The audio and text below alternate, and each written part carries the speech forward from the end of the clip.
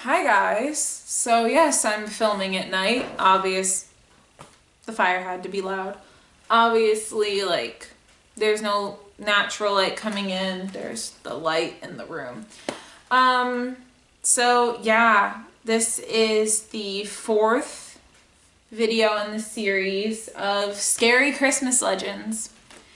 And this is Belsnickel. You know, I told you guys, sometimes I don't know how to pronounce these, but my sister is here. I can't see it. Yeah, that was the problem. It's small. Oh, there it is over there. No, over here. On the right side. Does it have it written out in pronunciation? No. Well, that's rude. Oh, Belsnickel. So Belsnickel is who we're talking about, because that was one of the things at the top. I'm going to put it on the screen, obviously, with everyone that I do. So this doesn't have the history, so all we're going to be talking about today is the cultural perspective. So obviously, Belsnickel, he's a pretty interesting one. And so we're going to go and we're going to dive into it. And you know how we do this. I read you the information and then I put a picture of what they look like. And then I ask you if you believe in it. So let's get going on Belsnickel. I hate my life sometimes. Belsnickel is related to other companions of St. Nicholas in the folklore of German-speaking Europe. He may have been based on an older German myth. God, I'm putting that on the screen. I'm not. Nope.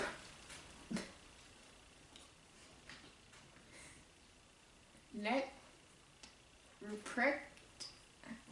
A servant of St. Nicholas, and there goes my phone, and a character from northern Germany.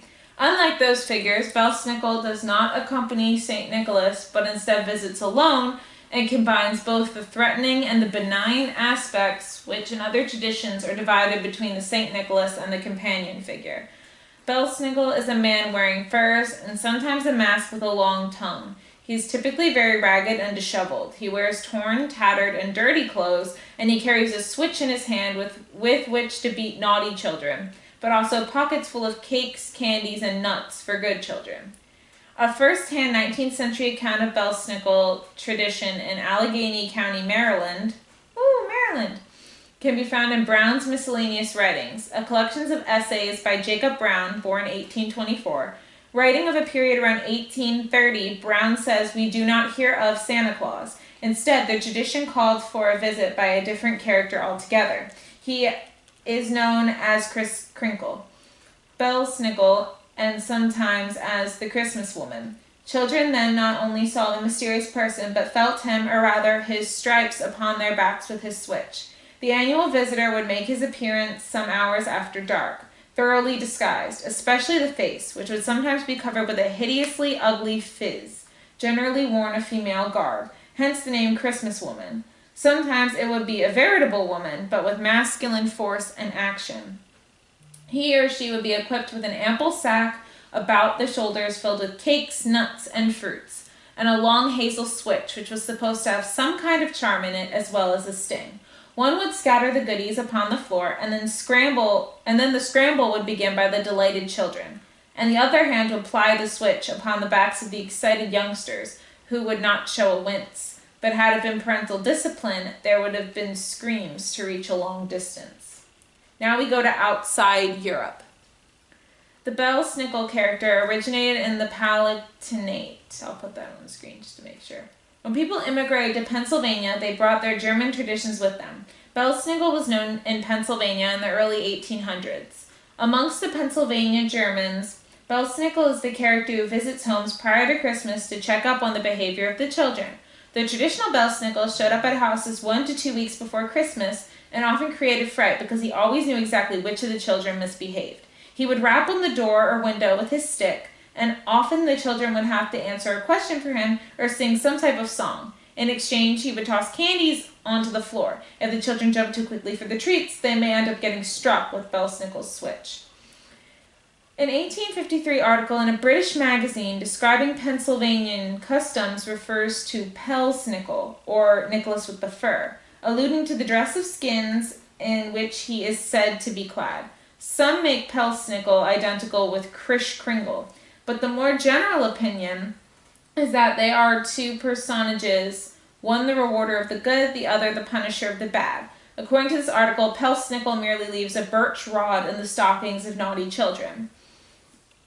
There are two versions of Belsnickel, the rural and urban characters. Both are described in the book, Christmas in Pennsylvania, a folk culture study by Alfred L. Shoemaker and Don Yoder. The tradition fell into decline towards the end of the 19th century, but has seen a revival in recent years. The tradition of Belsnickel was brought to Indiana by immigrants from the Palatinate. His garb would vary from one locality to another. He might wear a long black or brown coat or robe, held together at the waist with a rope, and a fur cap or bearskin hat, decorated with bells. In this branch of the tradition, the father or other older male relative was often busy working outside, or had to see to some matter elsewhere in the house when Belsnickel arrived. Belsnickeling, or, oh my god, I'm putting that on the screen, was the running of groups of young men or youth dressed in false faces and fantastic costumes on Belsnickel night, the eve of the feast of St. Nicholas, and was the occasion of good-natured boisterousness. Young men dressed in skins and furs would move through the streets of town or village rattling chains and bells.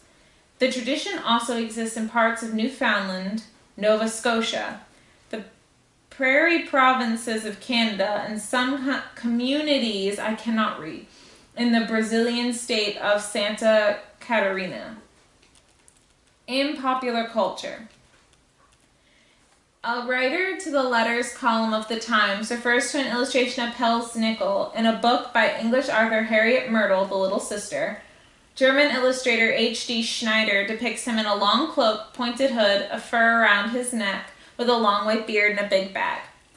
Stout's Brewing Company of Adamstown, Pennsylvania, brews a seasonal dark lager called Belsnickel. Otto's Pub and Brewery of State College, Pennsylvania, brews a Belsnickel ale.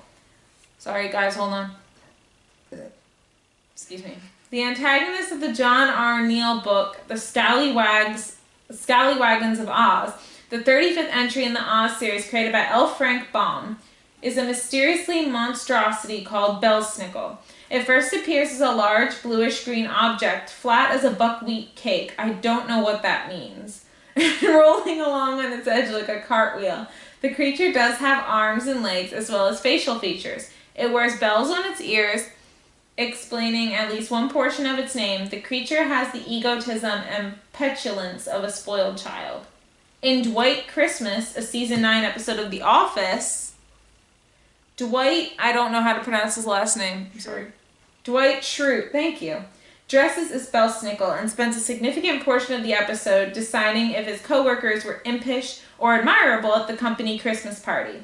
The 2020 Netflix film, The Christmas Chronicles 2, features Belsnickel, played by actor Julian Dennison, as the movie's main antagonist. His goal in the movie is to destroy Christmas, and Kelly looked up. I'm assuming that flat as buckwheat cake means, like, you know, that a buckwheat cake is flat. That's how. It's very thin. Yeah, I'm gonna put a picture of the cake that it's very thin. We talked about. Anyway, so I read to you guys all about Belsnickel. Do you guys believe in Belsnickel? Do you think like it's not real? Do you think he is real? Obviously, I'll put a picture in here to show you what he looks like and what the cake looks like.